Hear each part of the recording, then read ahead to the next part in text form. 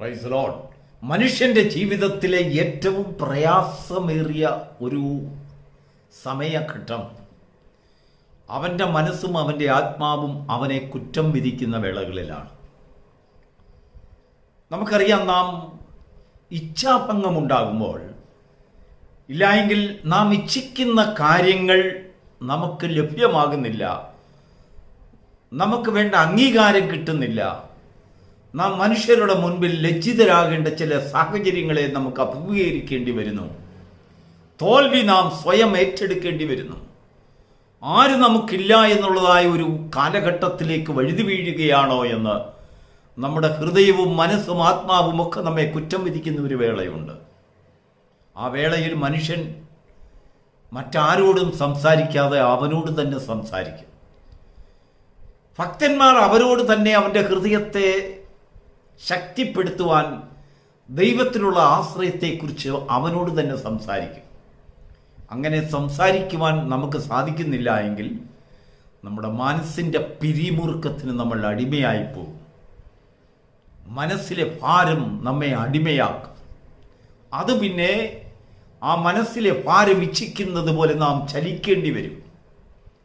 എന്നാൽ ദൈവത്തിൽ പ്രത്യാശ വയ്ക്കുന്ന ഒരു മനുഷ്യൻ 42-ാം സങ്കീർത്തനം അതിൻ്റെ 5-ാം വാക്യത്തിൽ ദാവീദ് തൻ്റെ മനസ്സിനോട് ചോദിക്കുന്ന ഒരു ചോദ്യം, എൻ്റെ ആത്മാവേ നീ വിഷാദിച്ച് ഉള്ളിൽ ഞരങ്ങുന്നതെന്ത്? ദൈവത്തിൽ പ്രത്യാശ വയ്ക്കുക.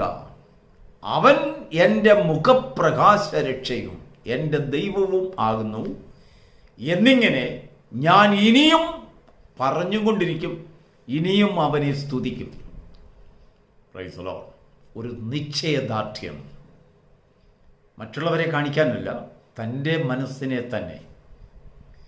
അതിനു മുമ്പ് തൻ്റെ സ്നേഹിതരും തൻ്റെ കൂട്ടുകാരും വീട്ടുകാരും വേണ്ടപ്പെട്ടവരുമൊക്കെ ദാവീദിനോടൊരു ചോദ്യം ചോദിച്ചു. 3-ാം വാക്യത്തിൽ, 42-ാം സങ്കീർത്തനം 3-ാം വാക്യത്തിൽ, നിന്റെ ദൈവം എവിടെ? നിന്നെ രക്ഷിക്കുമെന്ന് നീ പറഞ്ഞതായ ദൈവം എവിടെ?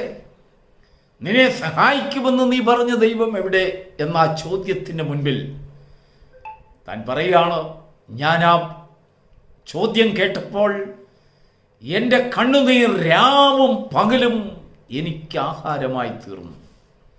മറ്റുള്ളവരുടെ മുൻപിൽ നോക്കുവാൻ എനിക്ക് ലജ്ജയായി തീർന്നു. അങ്ങനെ ലജ്ജയായി ഭവിച്ചപ്പോൾ ഒരു മനുഷ്യൻ്റെ ഹൃദയം ക്ഷീണിച്ച് തകർന്ന് അവൻ തരിപ്പണമായ ഒരന്തരീക്ഷത്തിലേക്ക് വീണു പോകുന്നതിന് മുമ്പ് അവൻ്റെ ഹൃദയം അവനോട് സംസാരിക്കുന്നു. നിനക്ക് ശക്തി പ്രാപിക്കുവാൻ കഴിയുമോ? നിന്റെ ശക്തി എവിടെ? ആ ഹൃദയത്തിൻ്റെ മനസ്സിലെ അന്തരാത്മാവിൽ ഒരു ഞരക്കം. പുറമേ നോക്കിയാൽ കാണത്തില്ല, സന്തോഷമുള്ളവരാണെന്ന് തോന്നും. മറ്റുള്ളവർ നമ്മെ കണ്ടാൽ നമുക്ക് എന്തെങ്കിലും അസുഖമാണെന്ന് തോന്നുമോ? ഇല്ല. രോഗമുണ്ടെന്ന് തോന്നുമോ? ഇല്ല. എന്നാൽ അടുത്ത കാലത്ത് ഒരു ഡോക്ടർ സംസാരിക്കുന്നത് ഞാൻ കേട്ടു. ലോകത്തിൽ ഏതാണ്ട് 70% ജനങ്ങളും വിഷാദ രോഗികളാണ്. കാരണം അവരുടെ വിഷാദം, സങ്കടം തുറന്നു പറയുവാൻ ഒരു സ്ഥലമില്ലാതെ ഞരങ്ങുന്ന മനുഷ്യർ. ആ ഞരക്കം ആർക്കും റീഡ് ചെയ്യാൻ കഴിയുകയില്ല.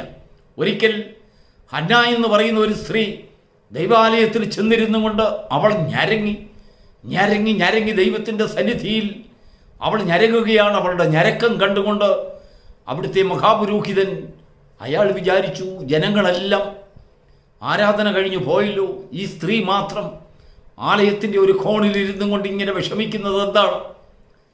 അദ്ദേഹം വിചാരിച്ചു, ഈ സ്ത്രീ തീർച്ചയായിട്ടും മദ്യപിച്ചിട്ടുണ്ടായിരിക്കും. മദ്യപാനം ചെയ്യുന്ന സ്ത്രീകളെ പോലെ അവൾ ആ പുരോഹിതനോട് പറയുന്ന ഒരു വാക്കുണ്ട്, യജമാനനെ, മഹാപുരോഹിതനെ, നിങ്ങൾ വിചാരിക്കുന്നത് പോലെ ഞാൻ മദ്യപിച്ചിട്ടില്ല, ഞാൻ മദ്യത്തിനടിമയല്ല. എന്നാൽ എൻ്റെ മനോവിഷമം കൊണ്ട്, ഞാനൊരു മനോവിഷമമുള്ള സ്ത്രീ ആയതുകൊണ്ട്, എൻ്റെ മനോവിഷമം കൊണ്ട് ഞാൻ ദൈവത്തിൻ്റെ സന്നിധിയിൽ എൻ്റെ ഹൃദയത്തെ പകരുകയത്രേ ചെയ്തത്. Praise the Lord. ഇവിടെ ഇതാ ദാവീദ് തൻ്റെ ഹൃദയത്തോട് സംസാരിക്കുന്ന ഒരു ഭാഷ. എൻ്റെ ആത്മാവേ, മറ്റാരെയും വിളിക്കുകയല്ല, എൻ്റെ ആത്മാവേ നീ വിഷാദിച്ചുള്ളിൽ ഞരങ്ങുന്നതെന്ത്? പിന്നീടുള്ളതായ വാക്യങ്ങൾ താൻ വായിച്ചു നോക്കിയാൽ, ഞാൻ ദൈവത്തിൻ്റെ സന്നിധിയിൽ ചെല്ലുമ്പോൾ എന്നെ ദൈവം യോർദാൻ നദിയിലും ഹെർമോന്യൻ മലനിരകളിലും ഒക്കെ എന്നെ വഴി നടത്തിയ വിധങ്ങൾ, അതൊരു വിശേഷമായ ഒരു സൂക്ഷിപ്പും കാവലും ശക്തിയും പകർന്നു തന്ന് എന്നെ മറ്റുള്ളവരുടെ മുമ്പിൽ മാനിച്ചതായ സന്ദർഭങ്ങളെ ഞാൻ ഉയർത്തി ഉയർത്തി പാടും, ഇനിയും പാടും, ഞാൻ ഇനിയും ഓർക്കും. ആത്മാവിന് കൊടുക്കുന്ന ഫീലിംഗ് ആണ്. Praise the Lord. ദൈവമക്കളെ, നമ്മുടെ ജീവിതത്തിൽ നാം തന്നെയാണ് നമ്മെ ധൈര്യപ്പെടുത്തേണ്ടത്. മറ്റുള്ളവർ നമുക്ക് ധൈര്യം പകർന്നു തന്നിരിക്കത്തില്ല. പ്രതികൂലങ്ങൾ ധാരാളമുണ്ട്. നമ്മുടെ താഴ്ചയെ കണ്ടുകൊണ്ട് മനുഷ്യൻ ചോദിക്കും, നിന്റെ ദൈവം എവിടെ? നമ്മുടെ കണ്ണുനീർ കണ്ടുകൊണ്ട് അവർ ചോദിക്കും, നീ ഒരുപാട് പാടി പുകഴ്ത്തിയല്ലോ, ആരാധിച്ചല്ലോ, സന്തോഷിച്ചല്ലോ, സാക്ഷ്യം പറഞ്ഞല്ലോ, പ്രസംഗിച്ചല്ലോ, ഇപ്പോൾ നിന്റെ ദൈവം എവിടെ? നമ്മുടെ കർത്താവിനോട് ആ ചോദ്യം ചോദിച്ചു. നിന്നെ തന്നെ രക്ഷിക്കുവാൻ നിനക്ക് സാധിക്കുന്നില്ലേ? നീ മറ്റുള്ളവരെ രക്ഷപ്പെടുത്തി, നിന്നെ വിടുവിക്കാൻ കഴിയുന്നില്ലേ? ഈ ചോദ്യം നമ്മളോടും ഒരുപക്ഷെങ്കിൽ ചില സന്ദർഭങ്ങളിൽ നമ്മുടെ ശത്രുക്കൾ ചോദിച്ചേക്കാം. അവർ ശത്രുക്കളായിരിക്കണമെന്നില്ല, സാധാരണ മനുഷ്യരും ചോദിക്കും. എന്തിനു പറയുന്നു? നമ്മുടെ സ്വന്തം ഹൃദയവും ഇപ്പോൾ നമ്മളോട് ചോദിക്കുകയാണ്, what happen to you? Where is thy power? നിന്റെ ശക്തി എവിടെ? അത് മറ്റാരുമല്ല ചോദിക്കുന്നത്, നമ്മുടെ ആത്മാവാണ്. ആ ആത്മാവിന് മറ്റുള്ളവരെ കാണിക്കാതെ ഉള്ളിൻ്റെ ഉള്ളിൽ ഒരു ഞരക്കമുണ്ട്. ആ ഞരക്കം കാണുന്ന സർവശക്തനായ ഒരു ദൈവം, പ്രൈസ് ദി ലോർഡ്, അവൻ നിനക്ക് വേണ്ടി താണിറങ്ങി നിന്നെ രക്ഷിക്കുവാൻ നമ്മുടെ കയ്യിൽ തന്നെ ചില ക്രിയകൾ ചെയ്യേണ്ടതായിട്ടുണ്ട്. ആത്മാവിനോട് നമ്മൾ ഉത്തരം പറയണം.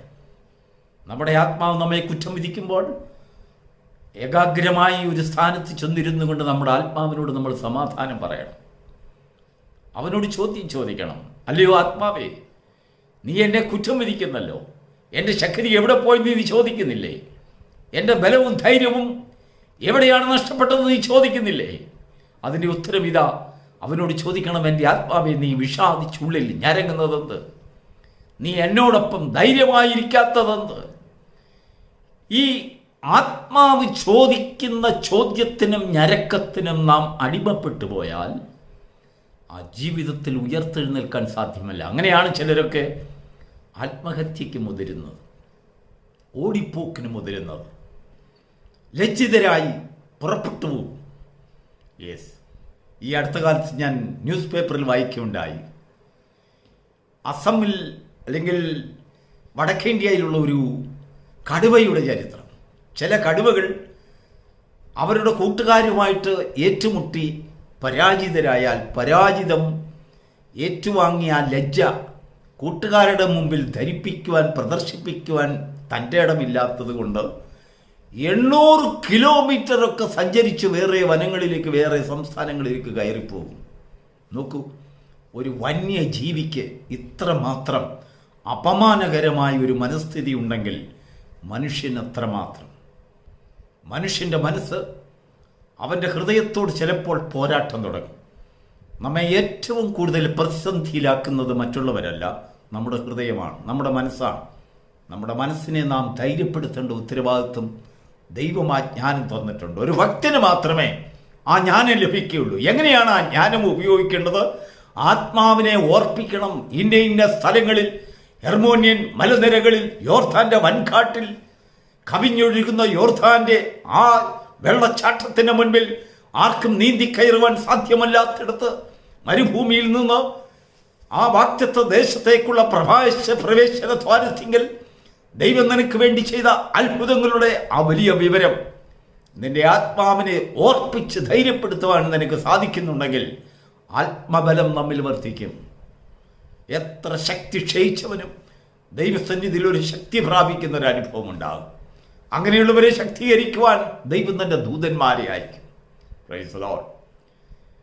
എൻ്റെ ആത്മാവെ, നീ ഉള്ളിൽ ഞരങ്ങുന്നതെന്ത്? മറ്റുള്ളവരെ കാണാതെ നമ്മുടെ ഉള്ളിൽ ധാരാളം ഞരക്കമുണ്ട്, ഒരുപാട് മനപ്രയാസമുണ്ട്.